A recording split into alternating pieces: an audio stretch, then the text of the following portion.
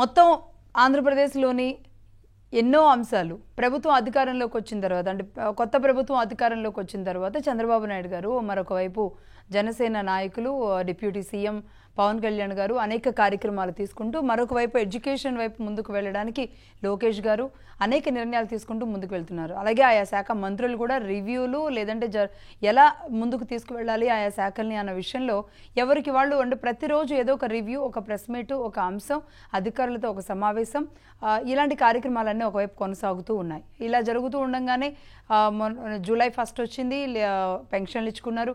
ఇప్పుడు మళ్ళీ ఆగస్టు 1కి మరొక 24 గంటల సమయం ఉంది. మరి ఇక్కడ కూడా పెన్షన్లు ఇచ్చుకోవడానికి ఒక కార్యక్రమం జరగాల్సిన అవసరం ఉంటుంది. వీటన్నింటితో పాటుగా నిన్న ఎస్టీ అంటే గిరిజనుల కష్టాలు, అక్కడ ఉన్న సమస్యల మీద ఫోకస్ చేసిన చంద్రబాబు నాయుడు గారు ఇక ఎన్నో కీలక అంశాలు, ముఖ్యంగా రెవెన్యూ విభాగంలో తవ్వే కొద్దీ కూడా అవినీతి తిమింగళాలన్నీ కూడా భూమిలో నుంచి బయటపడుతున్న పరిస్థితి ఉంది.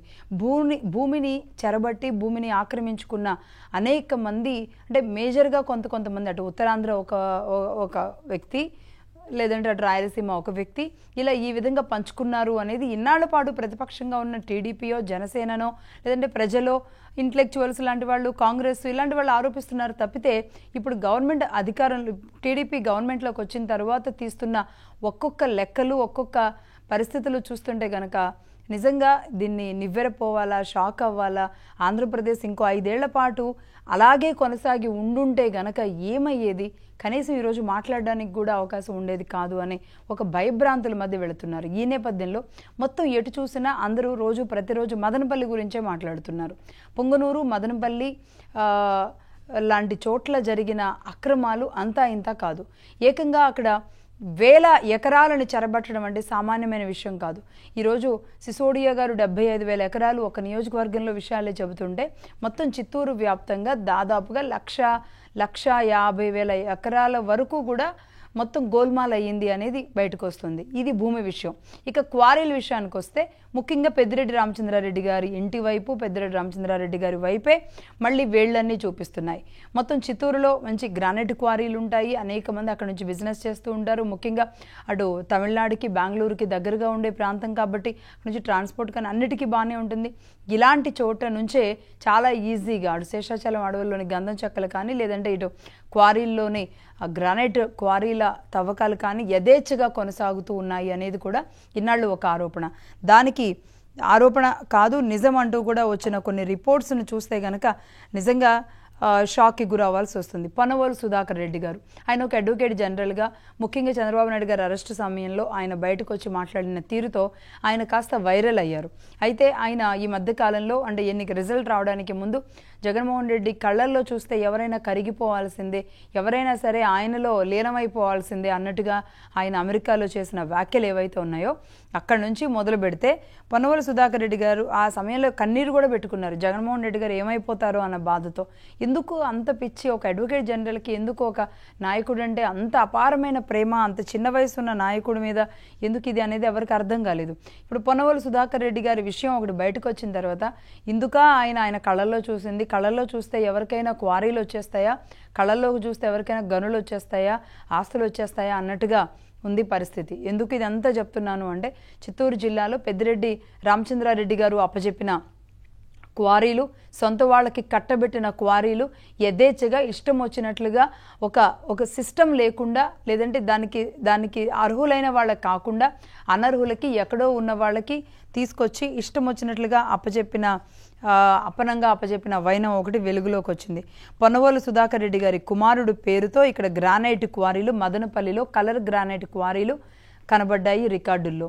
దీంతో అర్థమవుతుంది ఎవరెవరు ఎక్కడెక్కడి నుంచి ఎక్కడెక్కడికి ఎలా భూమి లోపల ఉన్న పరిస్థితులని, ఆకాశాన్ని అన్ని రకాలుగా ఎలా పంచుకున్నారు అన్న విషయం బయటకు వస్తుంటే ప్రజలే మరి నిర్ణయాధికారులుగా మారాల్సిన పరిస్థితి ఉంటుంది. దీనికి సంబంధించిన డిబేట్లోకి వెళదాం. షాజహాన్ బాషా గారు, మదనపల్లి ఎమ్మెల్యే గారు మరి కాసేపట్లో జాయిన్ అవుతారు. అలాగే హేమ్ కుమార్ గారు ఉన్నారు, జనసేన పార్టీ నాయకులు. నమస్తే అండి హేమ్ కుమార్ గారు. Good morning. Very good morning అండి. నమస్తే. నరా శ్రీధర్ గారు ఉన్నారు, సీనియర్ పొలిటికల్ అనలిస్ట్. నమస్తే అండి శ్రీధర్ గారు. నమస్కారం అండి. నమస్తే అండి. ముందుగా హేమ్ కుమార్ గారు, మేడం ఏంటండి ఏ రోజుకి ఆ రోజు ఏది చూసినా కాదు అనర్హం అన్నట్టుగా ఇన్నిన్ని అవినీతి కుంభకోణాలు బయటకు వస్తుంటేనే తొలినాళ్లలోనే దీన్ని ఎలా ముందుకు తీసుకువెళ్ళాలి? ముఖ్యంగా పొన్నవోలు సుధాకర్ రెడ్డి గారి పేరు కలర్ క్వారీల్లో బయటకు వచ్చింది. ఒక అడ్వకేట్ జనరల్, ఒక అడ్వకేట్ ఆయన. మేడం మీకు అదేవిధంగా మహాన్యూస్ వీక్షకులకి, మహాన్యూస్ యాజమానికి, ప్యానెల్లో ఉన్న పెద్దలకి నమస్కారాలు. మీరు చెప్పింది కరెక్టే మేడం. ఇది ఎట్లంటే పొన్నవోలు సుధాకర్ రెడ్డి ఆ రోజు అమెరికాలో బాధపడుతుంటే అసలు ఏందో ఆయన పాపం నిజంగా జగన్ గారి మీద ప్రేమో ఏమో అని అనుకున్నాం. కానీ ఆయన గనులు ఏదైతే తన కుమారుడికి మదనపల్లి నుంచి గనులు ఈ కలర్ మైనింగ్ ఎక్కడ చేజారిపోతుందన్న ఫీలింగ్ తోనే ఆయన అంత బాధపడి ఏడ్చాడన్న ఫీలింగ్ ఇప్పుడు మీ ద్వారా బయటపడ్డ ఈ పెద్ద కుంభకోణం, మీ ద్వారా బయటపడ్డ కుంభకోణం చూస్తే అర్థమవుతుంది. అరే ఆయన మీద ప్రేమ కాదు, ఆయనకి రాకుండా ఏదైతే గనులు లీజు పోతుందేమో అనే దీని మీదనే ఆయన బాధపడుతున్నారనే సంగతి ఈ రోజు తెలిసింది మాకు, మీ ద్వారా తెలిసింది. అది కూడా నిజంగా చెప్పాలంటే మన చిత్తూరు జిల్లా చెప్పాలంటే ఎస్పెషల్లీ చిత్తూరు జిల్లా ల్యాండ్ గాని, మన గ్రనైటిక్ గాని, ఇదే విధంగా శాండ్ గాని చాలా నిజంగా చాలా వరకు చుట్టుపక్కల మాకు, ఎందుకంటే పక్కనే కర్ణాటక ఉంటది, దానికి ఇటుపక్క తమిళనాడు ఉంటది. మేము పంపించుకోవడానికి ఐ మీన్ ట్రాన్స్పోర్ట్ ఇన్పుట్ చాలా ఈజీగా ఉంటది. గ్రానైట్ కానీ ఇంకా వేరే వేరే ఏది విషయం కూడా పంపించుకోవడానికి చాలా ఈజీగా ఉంటది. సో దీన్ని అడ్డం పెట్టుకునేసి మాకు ఈ రాష్ట్రంలో 2 భాగాలు చేశారు మేడం. రాష్ట్రాన్ని యాక్చువల్ గా 2 భాగాలు. ఒకటి అటుపక్క బొత్స సత్యనారాయణ ఆ పక్క తీసుకున్నాడు మేడం. విజయవాడ నుంచి అవతలకి బొత్స సత్యనారాయణ తీసుకున్నాడు. యువతలకి మా పెద్దిరెడ్డి రామచంద్ర రెడ్డి గారు, ఆయన జిల్లాని అట్లా శాసించగలుగుతారు ఆయన. ఇందులో అలాంటి దీంట్లో ఉండేటప్పుడు ల్యాండ్ మేడం నిజంగానే ఇసుక తవ్వారు. మా చుట్టుపక్కల మాకున్న పెద్ద న్యాచురల్ అసెట్ ఏంటంటే పెద్ద పెద్ద కొండలు చుట్టుపక్కల ఉంటాయి మేడం. కొండలు తవ్వి మొత్తం నేలమట్టం చేశారు. ఎక్కడ చూసినా సరే గ్రనైట్ మామూలు సామాన్య మానవుడు అర్జీలు పెట్టుకునేసి మా గ్రనైట్ లీజుకి ఇచ్చారంటే ప్రభుత్వానికి అంటే ఇక్కడ 2 హెక్టార్లలో షానవాజ్ రేష్మా నవాజ్ అని ఆవిడ దరఖాస్తు చేసుకొని ఉన్నారు. వాళ్ళు ఆవిడ లేదంటే ఆయన మేల్ అనుకుంటా. అంటే వాళ్ళకి రానియకుండా ఇక్కడ కార్తీక్ రెడ్డి, పొన్నవోలు సుధాకర్ రెడ్డి గారి కుమారుడు కార్తీక్ రెడ్డి పేరిట చాలా ఈజీగా ఇచ్చేయడం జరిగింది. అవును మేడం, అవును మేడం. అదే వడ్డించేవాడు మనోడైతే ఆఖరి బంతులో కూర్చున్నా కూడా పంచభక్ష పరమాన్నాలతో మనము విందు ఆరగించవచ్చు అన్న దానికి అర్థం ఏంటంటే ఇదే మేడం. ఎవరైనా సరే సామాన్య మానవుడు అక్కడ దీంట్లో కూడా వెంకటరెడ్డి నియమాలు ఇచ్చేతను కూడా ఆర్డర్ ఇచ్చేతను కూడా వెంకటరెడ్డి అని అతను మేడం.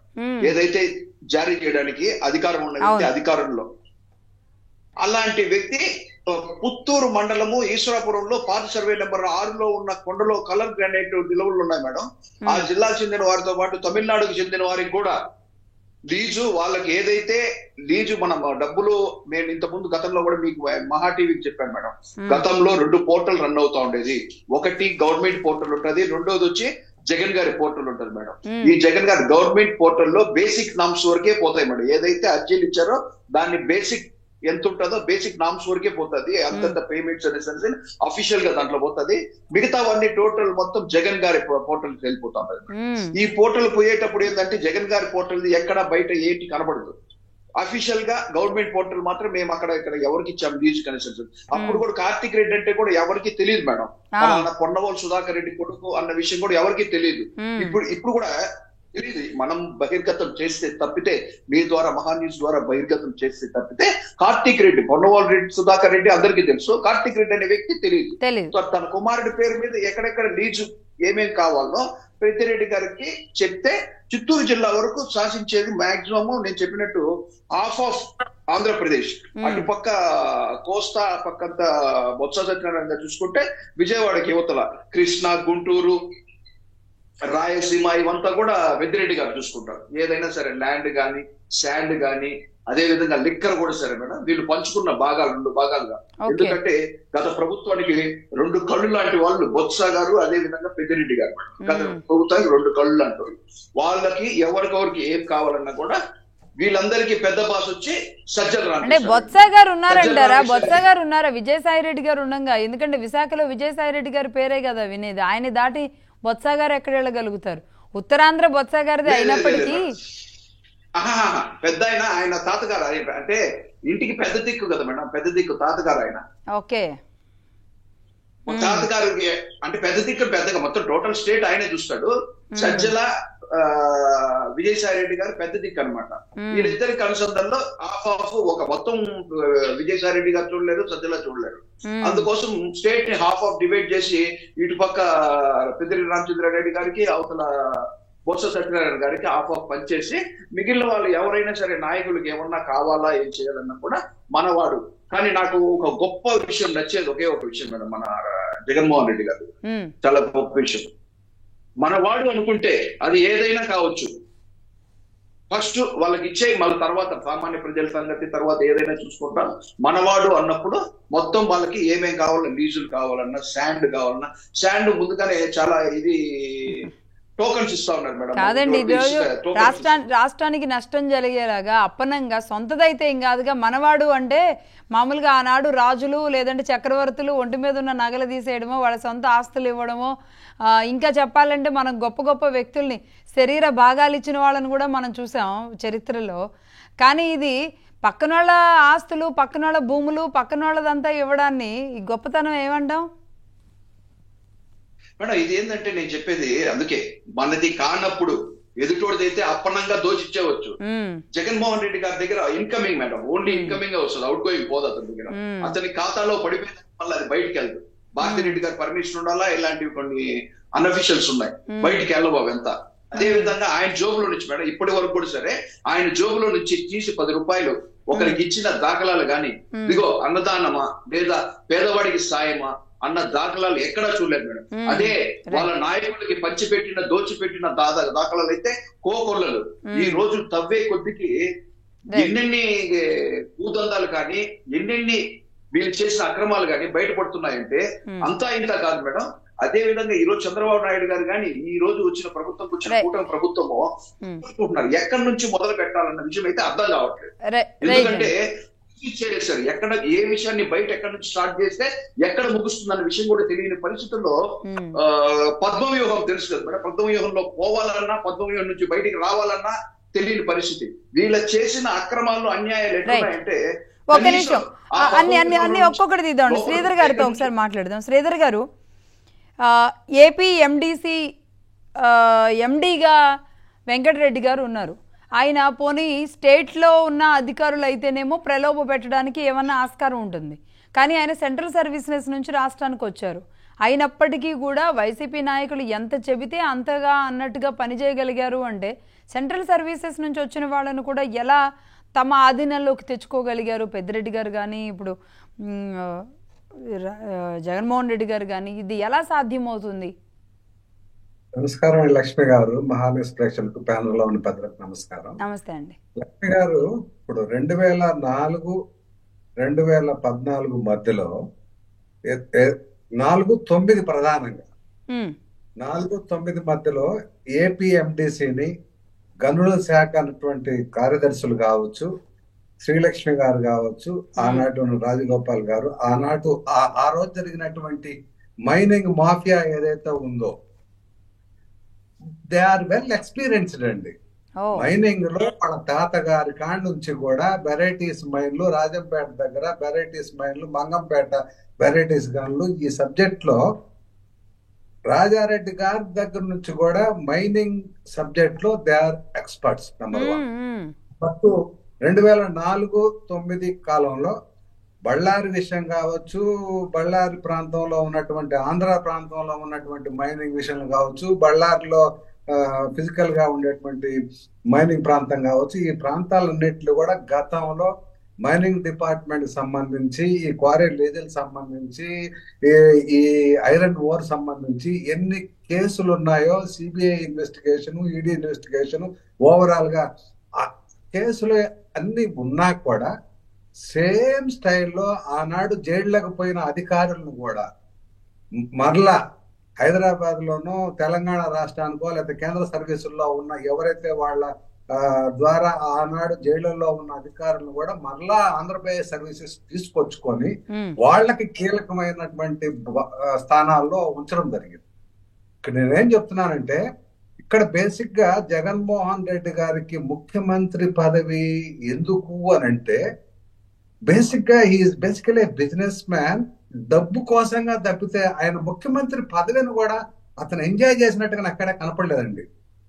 ఒక రాజకీయ నాయకుడు ఎప్పుడు ఆనందపడతాడంటే 10 మంది యొక్క సమస్యలు, వందలాది మంది జనం వచ్చి వాళ్ళ యొక్క సమస్యలను విన్నవించుకుంటే ఆ సమస్య పరిష్కారం చేసినప్పుడు ఆ వ్యక్తి కళ్ళల్లో చూసేటువంటి ఆనందంతో రాజకీయ వ్యక్తి అనేది ఆనందిస్తాడు తప్పితే నాయకుడిగా ఒక పరిపూర్ణత, ఒక చిన్న సాటిస్ఫాక్షన్ అనేవి ఒక్కొక్క దాంట్లో ఉంటుందేమో అక్కడ. అవునవును. ఇప్పుడు ఒక డాక్టర్ వృత్తిలో ఉండేది ఒక పేషెంట్ నయమైన తర్వాత ఆ పేషెంట్ కృతజ్ఞతాభావం చూపించేటువంటి విధానంలో ఆ డాక్టర్ సాటిస్ఫాక్షన్ పొందుతాడు. అవును. ఒక రాజకీయ నాయకుడు జనంలో కలివిడిగా తిరుగుతూ ఉంటే, జనంతో జీవిస్తూ ఉంటే, జనం యొక్క కష్ట నష్టాలను తీరుస్తూ ఉంటే ఆ సాటిస్ఫాక్షన్, ఆ హోదా మనం తీర్చగలిగినటువంటి ఆత్మవిశ్వాసం ఈ సబ్జెక్ట్ లో ఒక వ్యక్తి ఆనందంగా ఉండగలడు. ఈయన ముఖ్యమంత్రిగా ఉన్న రోజులు కూడా ఒక పరదాల చుట్టూ తాడేపల్లి ప్యాలెస్ కే పరిమితం అయ్యి, ఆ నలుగురికే పరిమితం అయ్యి, ఏ ఎమ్మెల్యేలకు కానీ party head of the party అయినా కూడా ఎవరికి ఎటువంటి ప్రవేశం లేకుండా, జనంలో లేడు, లీడర్స్ లో లేరు, పార్టీ ఆర్గనైజేషన్ లో లేడు, ఓన్లీ తాడేపల్లి ప్యాలెస్, లేకపోతే ఎక్కడికైనా వస్తే బటన్ నొక్కడం, చదవడం, వినిపించడం. ఇక్కడ ఆయన ముఖ్యమంత్రిగా పర్సనల్ గా నా ఫీలింగ్ అంటే he has never enjoyed the power. Power ఎక్కడ ఎంజాయ్ చేస్తున్నాడంటే డబ్బు ద్వారా ఎంజాయ్ చేస్తున్నాడు. ఆ పవర్ ద్వారా శాండ్, మైన్, ఈ రకరకాలు ఏదన్నా కావచ్చు. ఇన్ని కోట్ల రూపాయల లిక్కర్ విషయం అనుకోండి, కేవలం క్యాష్ తోనే నడిచింది కంప్లీట్ గా. ఎక్కడ వ్యాప్తంగా డిజిటల్ ఇండియాలో భాగంగా గూగుల్ పేలు, ఫోన్ పేలు, బడ్డీ కొట్లో మామూలుగా పాన్ షాపుల్లో కూడా కూరగాయలు అండి, చిన్న బండి మీద పెట్టుకున్న కూరగాయలు వాళ్ళు కూడా ఫోన్ పే పెడుతున్నారు. కానీ అక్కడ phone pay means online digital పెడుతున్నారు. ఈయన బేసిక్ గా ఓన్లీ క్యాష్ పేమెంట్, ఎక్కడైతే ఏపీబీసీఎల్ నుంచి వైన్ షాపులకు రావడం కావచ్చు, ఆ వైన్ షాపులు గవర్నమెంట్ షాపులు ఉండడం కావచ్చు, డబ్బు ఎంత వచ్చింది ఆ స్కామ్ ను బయట తీయడం ఒకటైతే, శాండ్ కావచ్చు, మైనింగ్ కావచ్చు, లిక్కర్ కావచ్చు, వీటన్నిటిలో కూడా పొన్నవాళ్ళు సుధాకర్ రెడ్డి గారు జగన్మోహన్ రెడ్డి ఓడిపోతాను ఎవరు కాపాడగలని ఏడ్చింది గతంలో పాత కేసుల గురించి కాదండి. రాబోయేటువంటి గత 5 ఏళ్లలో వాళ్ళు ఏం చేస్తారో వాళ్ళకి తెలుసు. వాళ్ళు ఓడిపోతామని ఏ క్షణాన అనుకోలేదు. అందువల్లనే పార్టీ కార్యాలయాలు, సొంత పార్టీ కార్యాలయాలకు ఒక్క కార్యాలయానికి కూడా అప్రూవల్ కూడా అప్లై చేయలేదంటే they are very very confident. అంటే వాళ్ళకి ఓడిపోతామని నిద్రలో కల్లో కూడా అనుకోలేదు వాళ్ళు ఓడిపోతామని. అందువల్లనే వాళ్ళ గవర్నమెంట్ ఉన్నప్పుడు అప్రూవల్ తెచ్చుకోవడం చాలా ఈజీ కదా. మున్సిపల్ అడ్మినిస్ట్రేషన్, ఆ మున్సిపాలిటీస్ లో శ్రీలక్ష్మి గారిని అక్కడ నుంచి తెచ్చుకొని వేసుకున్నప్పుడు ప్రతి పార్టీ ఆఫీస్ కి అప్రూవల్స్ తెచ్చుకొని ఉండొచ్చు. Within no time they can get an approval. కానీ అప్రూవలే లేకుండా కన్స్ట్రక్షన్ కూడా ఏ మాత్రం సంబంధం లేని రామ్కి కన్స్ట్రక్షన్, దానికి ఆ కన్స్ట్రక్షన్ కాంట్రాక్ట్ కానీ, ఎగ్జిక్యూషన్ కానీ, అగ్రిమెంట్ కానీ, దానికి సిమెంట్, స్టీల్, ఏదైతే జిఎస్టీ బిల్లు కానీ ఏమి లేవండి. హ్యాండల్ లీజ్ గవర్నమెంట్ కాడ నుంచి నామినల్ రెంట్ కి 99 ఏళ్లకు 30 ఏళ్లకు లీజు తీసుకొని బిల్డింగ్ లేసిపోతుంది, ఎటువంటి అప్రూవల్ లేకుండా. ఎందుకున్నదంటే వాళ్ళకి పొరపాటును కూడా మనం ఓడిపోతామని అనుమానం లేదు. సరే, ఓడిపోయిన తర్వాత పొన్నవాళ్ళు సుధాకర్ రెడ్డి గారు అంతగా ఏడవడం ఏంటంటే గతంలో ఉండేటువంటి సిబిఐ, ఈడీ కేసులు, 12 కేసులు, ఆ కేసుల గురించి ఆయన ఆలోచించలేదు. గత 5 ఏళ్లలో మనం ఏమైతే చేశామో, ఈ శాండ్ కావచ్చు, ల్యాండ్ కావచ్చు, ఇప్పుడు బీ ఫార్మ్ ల్యాండ్స్ కావచ్చు, అసైన్ ల్యాండ్స్ కావచ్చు, ఈనామ్ ల్యాండ్స్ కావచ్చు, రిజిస్ట్రేషన్ ప్రక్రియలో లక్ష్మి గారు గతంలో చంద్రబాబు నాయుడు ఎనీవేర్ రిజిస్ట్రేషన్ అనే సబ్జెక్ట్ లో విజయవాడలో ఉన్నటువంటి ప్రాపర్టీ సపోజ్ నేను నెల్లూరులో రిజిస్ట్రేషన్ చేసుకోవాలి అని అంటే ఆ డాక్యుమెంట్ సబ్మిట్ చేసిన 2 days తర్వాత ఆ విజయవాడలో ఉండే సబ్ రిజిస్ట్రార్ ఎన్ఓసి ఇచ్చేవాళ్ళు. అంటే 48 hours టైం ఉండేది. ఈ జగన్మోహన్ రెడ్డి ప్రభుత్వం వచ్చిన తర్వాత నేను రిజిస్ట్రేషన్ చేసుకోవాలి గంట లోపల 1 hour నెల్లూరులో విజయవాడ ప్రాపర్టీ రిజిస్ట్రేషన్ చేసుకుంటున్నాను. 1 hour లోపల విజయవాడ సబ్ రిజిస్ట్రార్ క్లియరెన్స్ ఇవ్వాలి. క్లియరెన్స్ మీరు నేను పోయి ఏదైనా చేసుకుంటే పర్ఫెక్ట్ గా ఉన్నా కూడా నో కొట్టేస్తాడు అతను. ఏ బేసిస్ లేకపోయినా కూడా 1 hour లోపల వాళ్ళకి ఇన్ఫ్లుయెన్స్ ఉంది కాబట్టి ఎస్ కొట్టేస్తాడు. Registration process goes on. ఈ 22లో ఉన్నప్పుడు భూములన్నీ కూడా చాలా ఈజీగా మార్చుకోగలిగారు. కానీ ఇక్కడ శ్రీధర్ గారు సరే అంటే ఈ రకరకాల ఇష్యూస్ వస్తున్నాయి. అంటే మదనపల్లి ఫైల్స్ అని మాట్లాడుతున్నారు. మొన్నటిదాకా మేము విజయసాయి రెడ్డి గారిది ఏదో డిఎన్ఏ అన్న మొదలు పెడితే అది మొత్తం విశాఖ ఫైల్స్ అని మొత్తం అక్కడ ఉన్న అక్రమాల కుప్ప అంతా కదిలింది. ఇప్పుడు ఇక్కడ మదనపల్లిలో సబ్ కలెక్టర్ ఆఫీస్ దహనం చేస్తే ఇక్కడ మదనపల్లి ఫైల్స్లో ఆ ఫైల్స్లో నుంచి వచ్చిన ఫైల్స్ దగ్ధమైన ఫైల్స్ రికార్డుల్లో మరి ఏముంది ఇప్పుడు చంద్రబాబు నాయుడు గారు దీన్ని మొత్తం డిజిటలైజ్ చేయాలి, ఆన్లైన్లో ప్రతిదీ కూడా కనబడాలి అని ఒక నిర్ణయం తీసుకున్నట్టున్నారు. ఇప్పుడు పోయిన ఆస్తులు ఎంత, ఇన్ని అర్జీలు వస్తున్నాయి. ఇప్పటికే 2000 పైచిలకు మంది బాధితులు వచ్చారు. ఈ 75,000 ఎకరాలు లెక్క కనబడుతుంది. ఇటు చూస్తేనేమో క్వారీలు అప్పనంగా వెంకటరెడ్డి గారిని వాళ్ళ కనుసన్నల్లో పెట్టుకొని ఆ ఇచ్చిన క్వారీల రికార్డ్స్ ప్రూఫ్స్తో సహా మహాన్యూస్ డిస్ప్లే చేస్తుంది. ఎట్లా ఇంతమందికి ఇవ్వగలిగారు? పొన్నవోలు సుధాకర్ రెడ్డి గారు చంద్రబాబు నాయుడు గారు అరెస్టు సమయంలో అసలు ఆయనకేదో చంద్రబాబు నాయుడు గారికి ఆయనకి మధ్య కక్ష ఉన్నట్టు, కార్పణ్యం ఉన్నట్టు ఆయన్ని వెటకారంగా మాట్లాడుతూ ఆయన గురించి అక్కడ ప్రెస్ మీట్ పెట్టి, ఢిల్లీలో ప్రెస్ మీట్ పెట్టి, హైదరాబాద్ ప్రెస్ మీట్ పెట్టి పెద్ద యానిమేషన్ వేసి దాని మీద ఆయనను ఇద్దరు కలిసి చాలా పెద్ద ప్రయత్నమే చేశారు. పొన్నవోలు గారు అంటే అప్పటి వరకు అడ్వకేట్ జనరల్గా ఉన్న అసలు ఆ స్థాయిలో ఉన్న వ్యక్తులు చాలా గుమ్మనంగా ఉంటారు, పెద్ద బయటకు కూడా కనబడరు. ఏదున్నా ప్రభుత్వంతో మాట్లాడుకుంటూ ప్రభుత్వానికి సంబంధించిన పనులు మాత్రమే చేసుకుంటారు. కానీ ఈయన పర్సనల్గా తీసుకొని చేసినట్టుగా కనబడ్డారు. మొన్నైతే అసలు కన్నీటి పర్యంతం అయిపోయారు అమెరికాలో. అలాంటి వాళ్ళకి ఇప్పుడు ఇంత క్వారీలు, ఇంత భూములు 40 ఆయన అసలు 2017 మే 16న 43,450 హెక్టార్లను రిజర్వ్ చేయాలని కూడా ఒక నిర్ణయం జరిగింది. కానీ ఇవన్నిటినీ కూడా పట్టించుకోకుండా పక్కకు పెట్టేసేసి ఇట్లా ఎవరికి ఇష్టం వచ్చింది వాళ్ళకి అప్పచెప్పడం అంటే ఏం జరుగుంటుంది అంటారు? ఇక్కడ ఒకటి లక్ష్యం గారు, వాళ్ళు ఏమైతే అనుకుంటారో అనుకున్నదే తడవుగా ఒక జీవో ఇష్యూ చేస్తారు. ఆ జీవోలో మళ్ళా విత్డ్రా చేసుకొని మళ్ళా ఇంకొక జీవో ఇస్తారు. ఇట్లా జీవోల్ని ఎన్నిసార్లు మార్చడం జరిగింది, ఎన్నిసార్లు ఒకే జీవోని ఒకే కాన్సెప్ట్ లో రకరకాల జీవోలు ఇష్యూ చేస్తూ వాళ్ళకు అనుకూలంగా జీవోలు తయారు చేసుకునే క్రమంలో నడుస్తూ ఉండే క్రమంలో ఇక్కడ అధికారంలోకి వచ్చిన 2వ రోజు నుంచి కూడా చంద్రబాబు నాయుడు గారికి మీద ఏమేమి ఉన్నాయో తీయండి వెలికి తీయండి అని పడడం జరిగింది. అన్ని రకాలుగా ఎతికారు. అంటే చంద్రబాబు నాయుడు గవర్నమెంట్ లో కరప్షన్ లేదా అంటే కరప్షన్ ఉంది, నేను కరప్షన్ లేదని నేను చెప్పను. ఉంటదని మాత్రం ఏ గవర్నమెంట్ లో ఎవరికి చెప్పలేం. ఆ చేసే పరిస్థితిలో చేసే ప్రాసెస్ లో ప్రాపర్ గా జీవో ఇష్యూ చేయడం కావచ్చు, క్యాబినెట్ రెజల్యూషన్ కావచ్చు, అసెంబ్లీలో బిల్లు పాస్ కావడం కావచ్చు, ప్రతి ఒక్కటి ఒక పద్ధతి ప్రకారంగా వ్యవస్థలో ఏవైతే చట్టాలు ఉన్నాయో ఆ చట్టాలకు అనుకూలంగా ఒక జీవో వస్తుంది. ఇక్కడ ఇవన్నీ ఏం లేవు. ఓవర్ నైట్ ఒకళ్ళు జీవో ఇష్యూ చేస్తారు. ఇది పాలసీ, మైనింగ్ పాలసీ. ఏదైనా క్వారీ రెన్యువల్ కావాలంటే లేదు, రెన్యువల్స్ ఆపేసాము. మరలా ఏదైనా క్వారీ రెన్యువల్ కావాలంటే 10 సంవత్సరాలు రాబోయే 10 సంవత్సరాల డెడ్ రెంట్ ఒకేసారి కడితే వాళ్ళకి రెన్యువల్ చేస్తాం. సరే, 10 సంవత్సరాలు డెడ్ రెంట్ కట్టాము, రెన్యువల్ చేసాము. ఆ తర్వాత ఇంకో జీవో వస్తుంది. ఆ ఏరియాని ప్రైవేట్ పీపుల్ కి ఆక్షన్ చేస్తాము సీనరైజ్ ఫీజు వసూలు కోసంగా. ఆ ఆక్షన్ చిత్తూరు జిల్లాలో జరిగిపోయింది. ఆక్షన్ కొన్ని జిల్లాలో జరిగిపోయింది, కొన్ని జిల్లాల్లో జరగలేదు. ఎందుకు జరిగాయి, ఎందుకు జరగలేదు, ఎక్కడైతే వాళ్ళకి ఏమైతే అవసరం ఉందో, ఎక్కడైతే అవుట్పుట్ వస్తుందో, ఎక్కడైతే ఆదాయాలు ఉన్నాయో అక్కడ ఆక్షన్లు కంప్లీట్ అయింది. ఇక్కడ ఒక సిస్టము, ఒక ప్రొసీజరు, చట్టబద్ధత ఇవన్నీ ఏం లేదండి. వాళ్ళకి కావాల్సిన వ్యక్తికి వాళ్ళకి కావాల్సిన రీతిలో దోచిపెట్టడానికి ఏ రకమైన జీవో కావాలంటే ఆ రకమైన జీవో వస్తుంది. ఎవరినైనా ఏ కారణం లేకుండా, ఎటువంటి ఎవిడెన్స్ లేకుండా ఎవరినైనా అరెస్ట్ చేయవచ్చు, ఎనీ పర్సన్. దానికి ఏమి ఒక స్మాల్ ఎవిడెన్స్ కానీ లేకపోతే ఏ రూపంలో కూడా 1% ఎవిడెన్స్ దొరకపోయినా కూడా వాళ్ళని అరెస్ట్ చేయొచ్చు, ఎన్ని రోజులైనా జైళ్ళలో పెట్టవచ్చు. ఈ బెయిల్ ఆర్గ్యుమెంట్స్ లో రకరకాల వాదనలు, ఇప్పుడు ఒక వాదన చేస్తారు, రేపు మళ్ళా నెక్స్ట్ వాయిదాకి ఇంకొక వాదన చేస్తారు, మరో వాయిదాకి ఇంకో వాదన చేస్తారు. ఇలాంటి వ్యవస్థలో నడుపుకుంటూ వచ్చారు వాళ్ళు.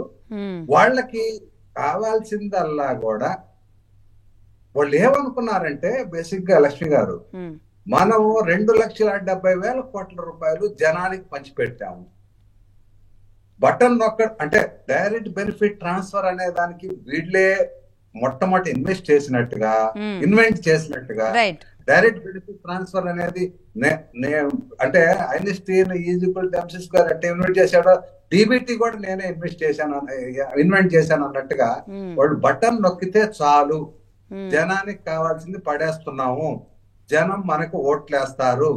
ఈ గతంలో ఏ రోజు కూడా ఈ రేంజ్ లో జనానికి పంచిపెట్టిన వాళ్ళు లేరు కదా.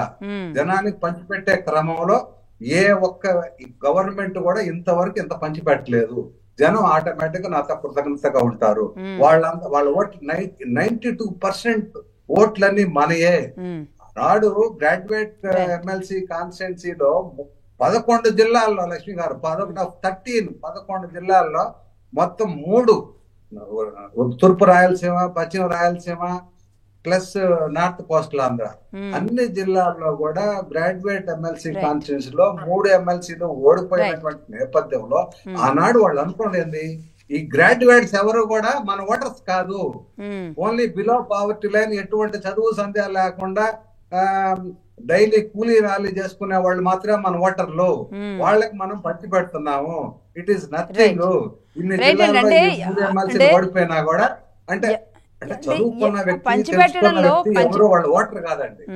ఎవరికైతే భిక్షం వేస్తావో, ఎవరిదైతే 100 రూపాయలు లాగేసి 10 రూపాయలు వాడికి భిక్షం వేస్తున్నావో, వాడికి 10 రూపాయలైనా ఇస్తున్నాడు కదా.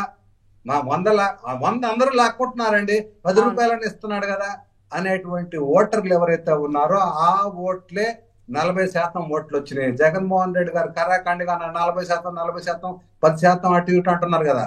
ఎవరైతే అందరూ తింటున్నారు, జగన్మోహన్ రెడ్డి కూడా తింటున్నాడు, మా తిన్నదానిలో మాకెంతో కొంత ఇస్తున్నాడు కదా అనేటువంటి ఓటర్లు మాత్రమే ఈ 40% ఓట్లు ఆయనకు వచ్చినాయి. ఎగ్జాక్ట్లీ అది కావచ్చు. దాంతోపాటు వాలంటీర్ల వ్యవస్థ, వారి కుటుంబాలు, అది కూడా 40%లో ఉండొచ్చు. దాంతోపాటు ఇంకా చెప్పాలంటే ఇంకొంతమంది చాలా తెలివిగా ఇటు వాళ్ళు డబ్బులు ఇచ్చినా అటు వాళ్ళు డబ్బులు ఇచ్చినా వాళ్ళు ఎవరికి ఓటేయాలనుకున్నారో వాళ్ళకే ఓటేశారు చాలా తెలివిగా. కాకపోతే ప్రజలు లక్ష్మి గారు ఎస్సీ ఎస్టీ బూత్లు ఉన్నాయి ఏదైతే ఉన్నాయో, ప్రతి గ్రామంలో ఎస్సీ ఎస్టీ బూత్ ని మీరు ఆ బూత్ పోలింగ్ స్టేషన్ ప్రకారంగా మీరు రిజల్ట్స్ చూడండి. ప్రతి ఎస్సీ ఎస్టీ బూత్ల్లో జగన్మోహన్ రెడ్డి గారికి మెజార్టీ వచ్చింది. 100 కావచ్చు, 150 కావచ్చు. ఆయన ఓట్లన్నీ తనే అనుకున్నాడు. కాకపోతే వాళ్ళల్లో కూడా లిక్కర్ తాగిన వాళ్ళు, లిక్కర్ రేట్లు ప్రభావితమైన వాళ్ళు తెలుగుదేశం పార్టీకి వేయడం జరిగింది. బట్ ప్లస్ ప్రతి బూత్ లో కూడా వైకాపాకి మెజార్టీ వచ్చింది. రైట్, ఖచ్చితంగా. అంటే దీని వెనుక జరిగిన పరిస్థితులని ప్రజలు చాలా క్షుణ్ణంగానే పరిశీలించారు. కాకపోతే ఇంకా అర్థం చేసుకోవాలి. ఒక కాన్ఫిడెంట్ అంటే రేపు భవిష్యత్తులో మా ఓటు ఎలా ఉండాలి, మా నిర్ణయం ఎలా ఉండాలి అనేది ప్రజలు తెలుసుకోవాలి. వస్తున్న నిజాల మీద కనీసం స్టడీ చేయాలి.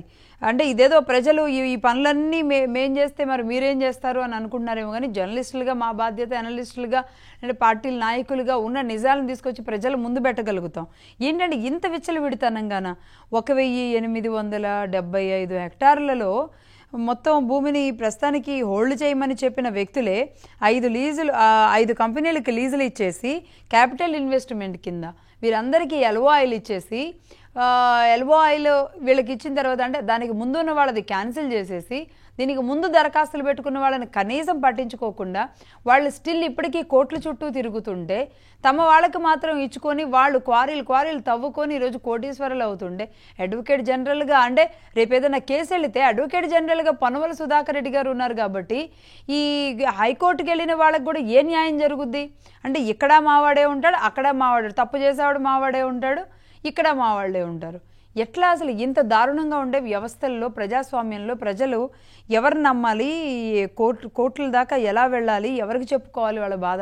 5 ఏళ్ల పాటు వ్యాపారస్తులు అందరూ కూడా ఇలా నోరు మూసుకున్నారా అని అనిపిస్తుంది. హేమకుమార్ గారు, ఈ ఒక్కొక్క లెక్కలు బయటకు వస్తుంటే. మ్యూట్లో ఉన్నారండి మేడం. ఈరోజు సామాన్యంగా అంటే 2016-17 సమయంలో 28 మంది, దాదాపు 28 మంది ఈ గ్రెనేట్ లీజ్ కావాలని ఈ మదనపల్లె ఏరియాలో మేడం వినపడుతుంది కదా, వినబడుతుంది. 28 మంది లీజ్ కావాలనేసని అర్జీలు పెట్టుకుని వాళ్ళు మామూలుగా గ్రెనేట్ చేసే వాళ్ళు లీజ్ కావాలి తీసుకుంటే ఇవన్నీ వాళ్ళకి కాదని చెప్పండి. ఎప్పుడైతే 2019లో ప్రభుత్వం వచ్చిందో 2019 నుంచి వాళ్ళ లీజులన్నీ క్యాన్సిల్ చేసి కేవలం 5 మంది కంటే 5 మందికి, దీంట్లో పొన్నవోలు ప్రత్యూషారెడ్డి,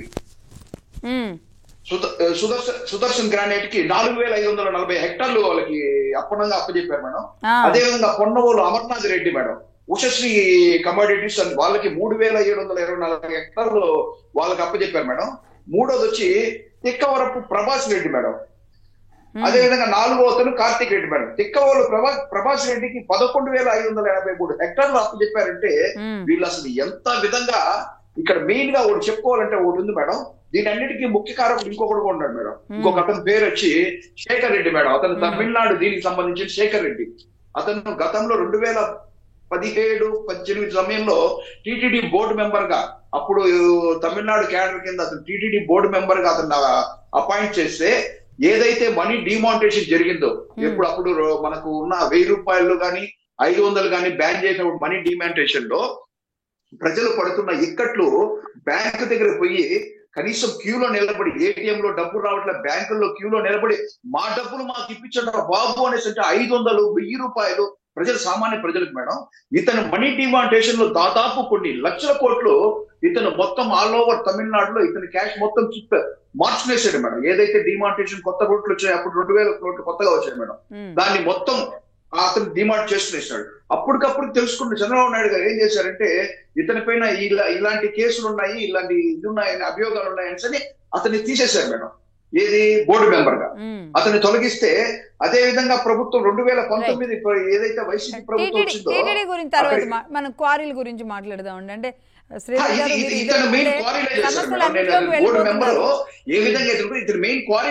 మీరు చెప్పిన ఈ క్వారీ లిస్ట్ చూస్తే గనక అంటే మొత్తం పొన్నవోలు కుటుంబ సభ్యులు, పెద్దిరెడ్డి గారి కుటుంబ సభ్యులు, వారి బంధువులు, ఇదేదైనా అంటే ఎవరైనా ఇంటికి వచ్చిన 28 మంది మేడం.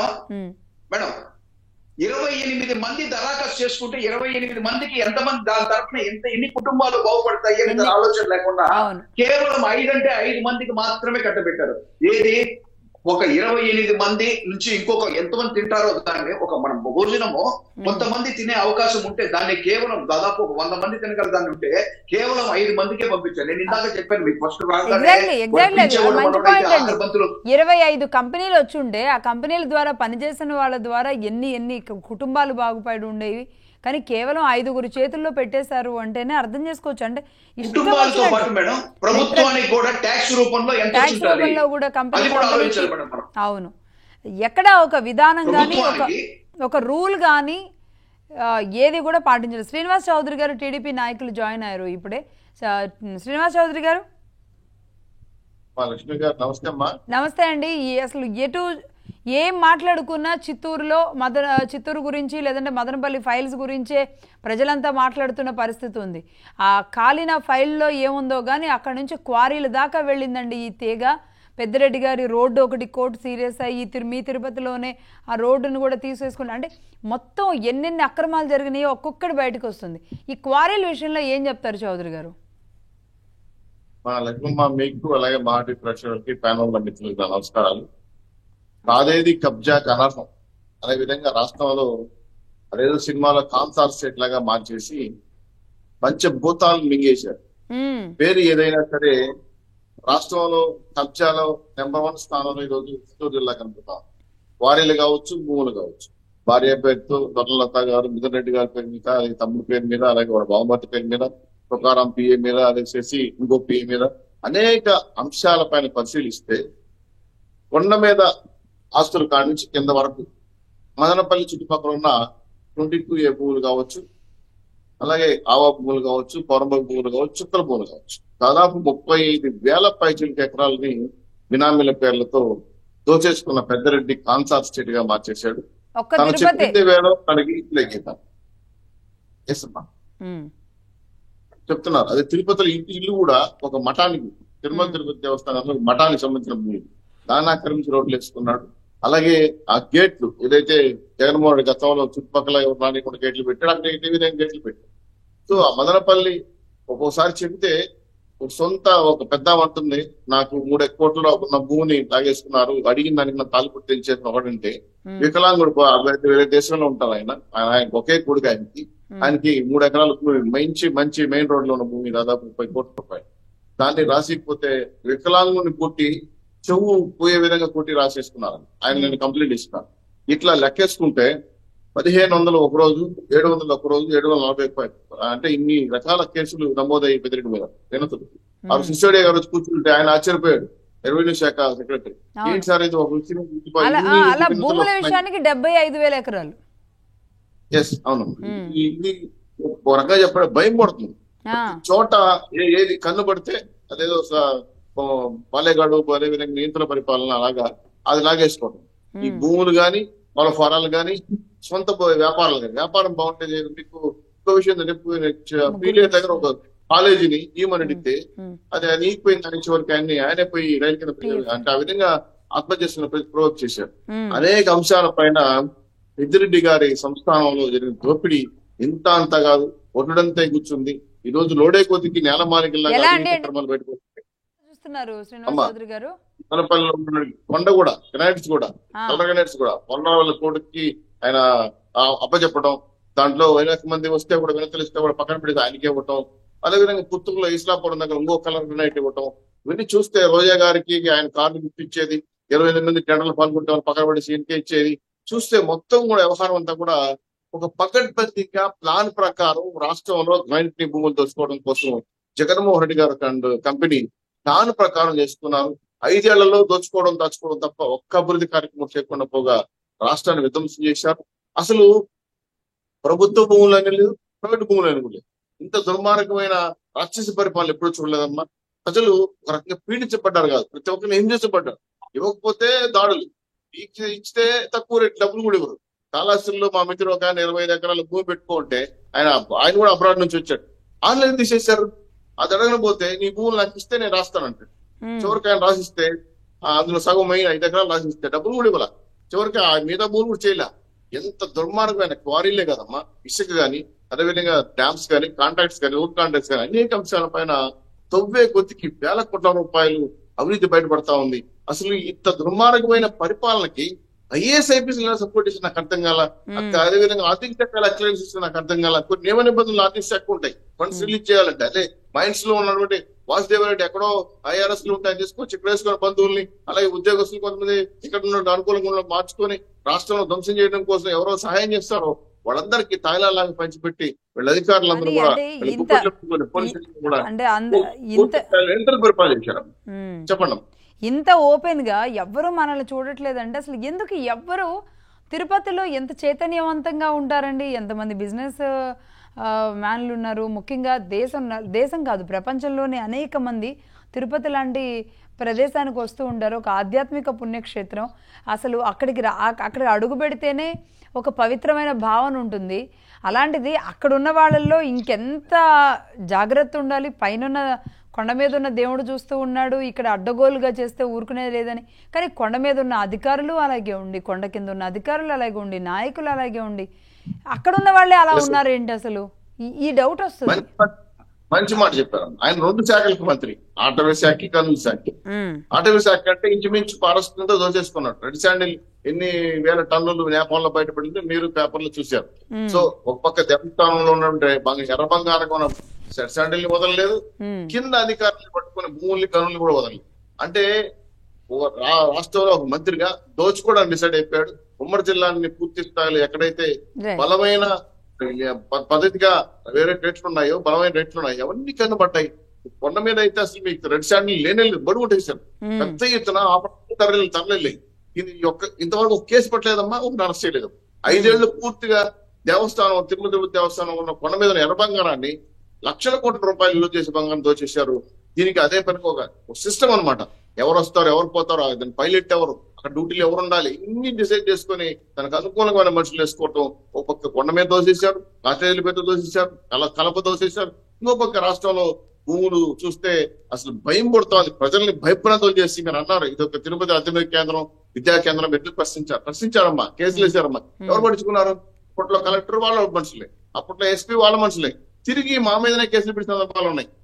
మీరు మీడియాలో మాట్లాడినా, ఫేస్బుక్ లో పోస్ట్ పెట్టినా 41 నోటీస్ అంటాడు, జీవో నెంబర్ 1 అంటాడు, అరెస్ట్ అంటాడు, హౌస్ అరెస్ట్ అంటాడు. దాంతో భయపడిపోయారు అనమాట. పూర్తి స్థాయిలో భయప్రాంతాలు చేసి రాష్ట్రంలో అందరినీ గుప్పిట్లో పెట్టుకొని నియంత్రిత పరిపాలన చేసినారు. ఇందుకే దిక్కులేని పార్టీగా మార్చేసే రోజు రాష్ట్రంలో వైసీపీ పార్టీ. ఒక్క సీట్ కూడా ఒక్క సీట్ కూడా ఇవ్వకూడదు. ఆ 11 సీట్లు ఇచ్చారని నాకు కూడా ఆశ్చర్యంగా ఉంది. అంత కీర్తికి మాలిన పరిపాలన ఎవరు చేశారంటే మా తెక్కవరపు జగన్మోహన్ రెడ్డి గారి పరిపాలనలో ఇంత దుర్మార్గంగా మంత్రులు దోసుకుంటారంటే, పంచుకుంటారంటే కనీసం కార్యనిర్వహణ నిద్రపోతా ఉంది. అందరినీ మార్చేసి ఈ రోజు రాష్ట్రాన్ని పూర్తిగా నష్టాలు నడిపించాడు, అప్పులు పాలు చేశాడని అందుకే బుద్ధి చెప్పారు జగన్మోహన్ రెడ్డి గారికి. రైట్ అండి. శ్రీధర్ గారు, ఇప్పటికైనా ఎలాంటి చర్యలు తీసుకోవాలి గవర్నమెంట్? ఇక్కడ ఏమైతే జీవోలు వాళ్ళకు అనుకూలంగా ఏదైతే ఇష్యూ చేశారో ఆ జీవోలన్నీ ఫస్ట్ ఆఫ్ ఆల్ క్యాన్సిల్ చేయాలి. నెంబర్ 2, ఇప్పుడు మైనింగ్ పాలసీలో first come first served basis లో మొట్టమొదట వేసినటువంటి అప్లికేషన్స్ కి ప్రియారిటీ ఉంటుంది. అవును. ఆ ప్రియారిటీని ఏం చేశారంటే, ఇప్పుడు వీళ్ళున్న చోట అప్లికేషన్ ని వాళ్ళని బెదిరించో ఏమైనా చేస్తే విత్డ్రా చేయించగలిగారు. ఎంతో కొంత డబ్బులు ఇచ్చారా విత్డ్రా చేయించగలిగారు. వీటన్నిటికీ సాధ్యం కానప్పుడు జీవోని మార్చేస్తారు. అంటే సమ్ గైడ్ లైన్స్ పెట్టి they are ineligible, these people all, వాళ్ళకి ఏది ఏ విధంగా అనుకూలంగా కావాలో దాని ప్రకారంగా వాళ్ళు జీవోలు సృష్టించుకోవడం. ఆ జీవోలో ఏమైనా లొసుగులు ఉంటే దానిలో ఎవరైనా కోర్టుకు పోతారని మళ్ళీ డౌట్ వస్తే ఆ జీవోని తీసేసి మళ్ళీ జీవోని ఇష్యూ చేయడం, ఈ రూపంలో చేసుకుంటూ వచ్చారండి ప్రతి చోట కూడా. ఇప్పుడు ప్రభుత్వం గతంలో 2019కి ముందర ఉన్నటువంటి, ఇప్పుడు బ్రిటిష్ కాలం ఉన్నటువంటి చట్టాలను సవరించేటువంటి పరిస్థితుల్లో 19కి ముందల ఏమైతే మైనింగ్ పాలసీ ఉందో, ఏమైతే శాండ్ పాలసీ ఉందో, ఏమైతే ల్యాండ్ పాలసీ ఉందో, ఇప్పుడు లక్ష్మి గారు, ఇప్పుడు ఎస్సీ ఎస్టీలకి వీళ్ళకి ల్యాండ్లెస్ పూర్ కి వాళ్ళకి ఎకరానో 2 ఎకరాలు ప్రభుత్వం ఫ్రీగా, ఇందిరాగాంధీ అప్పటి నుంచి కూడా రోటీ కప్పుడు ఇందిరాగాంధీకి ఈ రోజు కూడా కాంగ్రెస్ పార్టీకి దేశవ్యాప్తంగా ఓట్లు ఉన్నాయంటే కారణం ల్యాండ్లెస్ పూర్ కి ల్యాండ్ అలాట్మెంట్ జరిగింది. వాళ్ళు వ్యవసాయం చేసుకొని బతుకుతున్నారు. సరే, కాలక్రమంలో ఒక 20 ఏళ్ల ముందల ఒక వ్యక్తికి, ఒక ఎస్సీ ఎస్టీ దళిత వ్యక్తికి ఒక ఎకరా పొలం ఉంటే ఆ ఎకరా పొలం కాలక్రమేణా దానికి వాల్యూ పెరిగినప్పుడు, ఆ వాల్యూ పెరిగినప్పుడు దాన్ని అమ్మేసుకోవడానికి హక్కు కల్పిస్తే అమ్ముకున్న తర్వాత మళ్ళీ ల్యాండ్లెస్ పూర్ అయిపోతాడు. ఎందుకు పెట్టాను ఆ రోజు చట్టంలో? రైట్ అండి. ఆ పొలాన్ని అమ్ముకొని ఆ పొలంలో ఏదో ఒక యాక్టివిటీ చేసుకొని ఆ యాక్టివిటీ ద్వారా బతుకుతాడు. వాళ్ళ జీవన విధానంలో మార్పు వస్తుంది. నెక్స్ట్ లెవెల్లో ఉన్న వాళ్ళకి ఇలా ముందుకెళ్ళడం. సరే, ఇదంతా ఒక అంటే మొత్తం స్వాతంత్రం వచ్చిన తర్వాత లేదంటే బ్యాక్వర్డ్ క్యాస్ట్లు కానీ, లేదంటే వెనకబడ్డ కులాలు, తరగతులు, వీళ్ళందరినీ ముందుకు తీసుకురావడానికి అనేక చర్యలు తీసుకున్నారు. ఇప్పుడు ఆ చర్యలు లేకపోగా ఇవన్నీ బయటకు వచ్చినాయి. ఈ బయటకు వచ్చిన దాని మీద ఎలాంటి యాక్షన్ తీసుకోవాలి? ఇమ్మీడియట్లీ యాక్షన్ తీసుకోవాలంటే ఈ గనులు ఎవరికి ఇచ్చారో వాళ్ళకి రద్దు చేయాలా? ఆ నిర్ణయం యాక్సెప్టెన్సీ ఉంటుందా? డెఫినెట్ గా ఉంటుందండి. ఏదైతే జీవోల్ని క్రియేట్ చేశారో ఆ జీవోల ప్రకారంగా వాళ్ళు ఇచ్చుకున్నారో వాటిల్లో కూడా లొసుగులు ఉంటాయి డెఫినెట్ గా. ఆ లొసుగులు ప్రస్తావించి క్వారీ లీజులను క్యాన్సిల్ చేయడం ఒక ఎత్తు అయితే, ఈ అప్పనంగా భూములు ఏదైతే ఒక జీవోలు సృష్టించుకొని పేదల కాడ నుంచి భూములు కారు చౌక రేట్లకి, మార్కెట్ రేట్ భిన్నంగా కొనేసుకొని తర్వాత జీవో సృష్టించుకొని తర్వాత రిజిస్ట్రేషన్ చేసుకున్నావు, ఈ రిజిస్ట్రేషన్ అన్ని క్యాన్సిల్ చేయాల్సిన అవసరం. క్యాన్సిల్ చేయాలి ఫస్ట్ ఆఫ్ ఆల్, ఈ నిర్ణయం తీసుకోవాలి. రైట్. హేమంత్ గారు, మీరేమంటారు? మేడం, ఇది కరెక్టే మేడం. ఖచ్చితంగా మన శ్రీధర్ గారు ఏదైతే చెప్పారో, జీవోలన్నీ ఏదైతే గత ప్రభుత్వంలో జీవోలు జారీ చేయబడ్డాయో అవన్నీ ఖచ్చితంగా తక్షణమే క్యాన్సిల్ చేసి దీని మీద ఖచ్చితంగా ఎంక్వైరీ వేయాలండి. నేను ఇందాక మీరు ఒక మాట చెప్పారు మేడం, లక్ష్మి గారు మీరు ఇందాక ఒక మాట చెప్పారు. ఇంతమంది తిరుపతిలో ఉండగా ఇంతమంది కొన్ని లక్షల మంది భక్తులు వస్తూ ఉంటారు, పోతూ ఉంటారు అని నిజంగా ఆ భక్తుల వల్లనే ఈ తిరుమల కొండ కూడా మిగిలింది మేడం. తిరుమల కొండకి నిత్యం భక్తులు వచ్చిపోతున్నారు కాబట్టి తిరుమల కొండని చేయి తాకకుండా దాన్ని అంతవరకు ఆపిపెట్టారు. ఎందుకంటే ఎల్లప్పుడు భక్తులు పెద్ద విఐపీస్ వస్తూ ఉంటారు, వాళ్ళు ఏమేమి అబ్జర్వ్ చేస్తూ ఉంటారు చుట్టుపక్కల. మామూలుగా లేదులేండి, భగవంతుడిని కాదు, డైరెక్ట్ గా భగవంతుడిని టచ్ చేసే అంత సాహసం కూడా చేయలేరు. చేస్తే గనక ఇంకా లేదు మేడం, దానికి వీళ్ళంతా పెద్ద పట్టించుకోరు మేడం భగవంతుని. ఇప్పుడు నేను ఒక మాట, మీరు ఆ మాట అనే దానికి వైవి సుబ్బారెడ్డి గారు ఆయన డిక్లరేషన్ దేంట్లో, అది మన ఎంపీగా నిలబడినప్పుడు డిక్లరేషన్ లో నేను క్రిస్టియన్ నేను అని ఇచ్చారు. ఆయన మతం మార్చుకునేసి టీటీడీ చైర్మన్ గా 4 ఏళ్లు గడిపారు.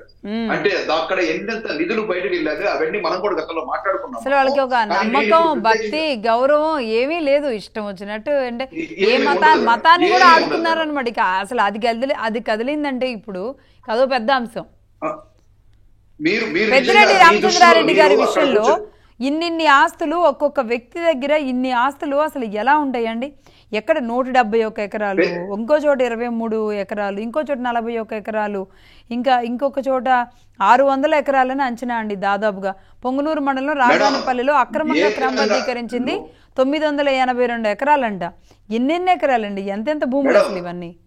1,70,000 ఎకరాలు కొట్టేశారు మేడం. ఈ రోజు మీరు చూసారంటే, ఈ రోజు వచ్చిన దీంట్లో కూడా పెద్దిరెడ్డి అనుకో దాదాపు వాళ్ళ చేతిలో 20,000 ఎకరాలు ఉంది మేడం. ఒక్క పులిచెర్లలోనే 970 ఎకరాలు స్వాహా చేశారు మేడం. దీన్ని బట్టి ఏం చేస్తారు మేడం? పోయేటప్పుడు ఒక 4 అడుగులు భూమి, అటు 4 అడుగులు, ఇటు 4 అడుగులు భూమిలో కూర్చడానికి ఆలోచిస్తారు, కానీ ఇన్ని ఎకరాలు తీసుకొని ఏం తింటారు? మనశ్శాంతిగా బతుకుతారా? అదే ప్రజలకి ఎంతో కొంత పంచిపెట్టి నలుగురు దగ్గర మన్నలు పొందాలే కానీ ఇన్ని వేల ఎకరాలు దోచేసి ఏం చేసుకుంటారు చెప్పండి? వాళ్ళ తాతలు ముత్తాతలు, మీరు చెప్పారు ఇందాక, మన రాజుల తరహాలో ఆ మరి కల్పిస్తుంది మేడం. గత 5 ఏళ్ళు ఈ ఆంధ్ర రాష్ట్రం ఎలా ఉండిందంటే జీ హుజూర్ అనేలాగా ఉండింది మేడం. ప్రజలంతా ఎవ్వరు ఎదిరించి మాట్లాడినా, మా మిత్రుడు కూడా శ్రీనివాస్ చౌదరి గారు చెప్పారు, మా వాట్సాప్ లన్నీ మానిటరింగ్ చేస్తారు మేడం. ఏదన్నా ఒక్క గవర్నమెంట్ కి సంబంధించి ఒక్క యాంటీగా పెట్టామంటే ఫేస్బుక్ అయితే 10 మంది చూసుకుంటారు అనుకోండి, నా పర్సనల్ వాట్సాప్ కూడా దాన్ని కూడా మానిటరింగ్ చేస్తున్నారు మేడం. ఏదైనా మీరు అక్రమంగా కానీ ప్రభుత్వానికి వ్యతిరేకంగా కానీ పెట్టారంటే ఖచ్చితంగా దాని మీద కేసులు మేడం. ప్రశ్నించే వాళ్ళ మీద కూడా రైట్ అండి. చూద్దాం. మొత్తంగా పొన్నవోలు సుధాకర్ రెడ్డి గారి కన్నీటికి, పొన్నవోలు సుధాకర్ రెడ్డి గారు అమెరికాలో ఆయన పడ్డ బాధకి, ఆయన కన్నీటికి, చంద్రబాబు నాయుడు గారి మీద ఆయన మాట్లాడిన భాషకి అసలు ఏంటి అనేది ఎవరికి అర్థం కాలేదు. ఒక ఉద్యోగం కోసమే ఆయన ఇంత ప్రేమ పెంచుకున్నారా జగన్మోహన్ రెడ్డి గారి మీద అనుకున్నాం, కానీ ఈ బంధం వెనుక శ్రీధర్ గారు దీని వెనుక చాలా బలమైన కారణమే ఉంది అనేది బయటకు శ్రీధర్ గారు. ఖచ్చితంగా మేడం, మీరు నేను కూడా అదే అనుకున్నా ఆ రోజు. ఆ చట్టాల్లో ఉన్నటువంటి లొసుగులు పొన్నవాళ్ళు సుధాకర్ రెడ్డి గారికి బాగా తెలుసు కాబట్టి ఏ కేసు కోర్టుకు వచ్చినా ఆయన ఉన్నారు కాబట్టి ఆయన పూర్తిగా ఇప్పుడు ఓవరాల్ రాష్ట్రంలో ఏడ్చింది ఆయన ఒకళ్ళే, అన్ని విషయాలు తెలుసు కాబట్టి. భారతిరెడ్డి గారు కూడా ఏడవలేదు మేడం. రాయి తగిలినప్పుడు శ్రీరెడ్డి గారును ఈ విషయంలో పొన్నవారు సుధాకర్ రెడ్డి గారు ఇద్దరు అసలు విలవిల్లాడిపోయారు. సరే, నిజంగా చాలా. కానీ మేడం, పొన్నవారు సుధాకర్ రెడ్డి గారు ఎంతో లబ్ధి పొందారు కొన్ని ఇలాంటి గ్రానైట్ కానీ పాప శ్రీరెడ్డి మెంటల్లా తెలియదు పాప అమ్మాయికి. కొన్నిసార్లు ఇటు బాధపడుతుంది, కొన్నిసార్లు అటు బాధపడుతుంది. ఏం జగనన్నా నన్ను ఎప్పుడన్నా పట్టించుకున్నావా? నా మీద అయితే ట్యాగ్ వేసేసారు, కానీ నాకు ఏదో రోజున ₹1 నాకు అప్పచెప్పినావా? ఏంది ఇది నా పరిస్థితుల్లో? నేను ఏకపక్షంగా వైసీపీ వైసీపీ నీ మీద చిన్న రాయి పడితే నేను ఎంతమందిని నేను తిట్టానో, ఎంతమంది మీద నేను అపవాదాలు వేశాను, ఎన్నెన్ని ఇది చేశాను. ఆ రోజు ఎంత బాధపడారు. నాకు మాత్రం నువ్వు ₹1 కూడా అప్పచెప్పలేకపోయావు. ఆమె బాధ ఆమెది. కానీ ఈరోజు పొన్నవోలు సుధాకర్ రెడ్డి గారి ప్రేమ అంటే ఇంకోటి, జగన్మోహన్ రెడ్డి గారి మీద ప్రేమ కాదు. మీరు అన్నట్టు ఆ క్వారీలు ఏదన్నా కింద మీద అయితే, ఈయన ఓడిపోతే నా పరిస్థితి ఏంటి, ఆ కింద మీద అయితే ఏంటి అనే ఒక భయం. ఆయన అడ్వకేట్ జనరల్గా కూడా ఇప్పుడు లేరు. క్వారీల విషయం బయటకు వచ్చింది. ఇక ఇలాంటి వాళ్ళు ఎంతమంది ఉన్నారు? వ్యక్తులు జగన్మోహన్ రెడ్డి గారి మీద ఇంత ప్రేమ చూపిస్తున్నారంటే వీళ్ళ వెనక జరిగిన లాభం ఏంటి అనేది ప్రజలు ఈరోజు అర్థం చేసుకోవాలండి. ప్రజల కోసం ఉన్న భూములు, ప్రభుత్వ భూములు రేపు శ్రీధర్ గారు అన్నట్లుగా పేదలకు పంచితే దాని ద్వారా రేపు వాళ్ళ బిడ్డలు చదివించుకొని వాళ్ళకి ఇంకా సంక్షేమ పథకాలు కూడా అవసరం లేకుండా వాళ్లే ప్రభుత్వానికి ట్యాక్సులు కట్టేలాంటి స్థాయికి భవిష్యత్తులో వెళ్ళాలి. కానీ ఇలా ఉన్నదంతా వీళ్ళు దోచేసుకొని ఒక్కొక్క లెక్క తీస్తుంటే ఏమో అర్థం కావట్లేదండి. ఇంకా అసలు గ్రౌండ్లోకి మదనపల్లికిను తిరుపతికి వచ్చి కూర్చుంటే అక్కడ ప్రజలు ఏమైనా చెప్తారేమో చూడాలి. ఎనీవే థ్యాంక్ యూ శ్రీధర్ గారు. మేడం ఆ రోజు కూడా మేడం ఆ మదనపల్లి ఫైల్స్ కాలిపోతుంది అనగానే అప్పటికప్పటికే చంద్రబాబు నాయుడు గారు బీజేపీని పంపించి ఏం జరిగిందని ఇమ్మీడియట్ గా హెలికాప్టర్ లేదు, ఇమ్మీడియట్ గా తక్షణం పర్యవేక్షించండి అంటే ఆ మంటలు ఆరే ముందుగానే అక్కడ ఒక అధికారి వచ్చి ప్రత్యక్షమయ్యాడు ఏం జరిగిందని దాని మీద నిఘా తీయడానికి.